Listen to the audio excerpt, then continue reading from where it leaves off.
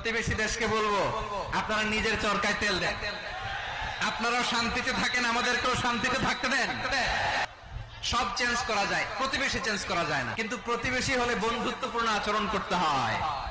প্রতিবেশী যদি বন্ধু না হয়ে প্রভু হতে চায়, এরকম দানব প্রতিবেশী কেউ চায় না। ভারত যদি বন্ধুত্ব উপহার দেয়, আমরা বন্ধুত্ব দিব। কি বলেন?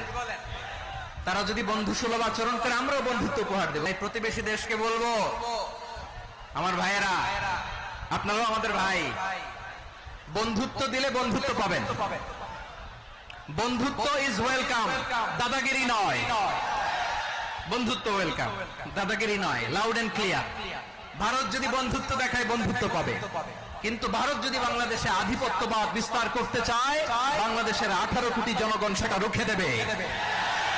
ভারত যদি গৌর গোবিন্দের ভূমিকায় নামতে চায়, দেশের 18 কোটি মুসলমান শাহজালালের ভূমিকায় নামবে।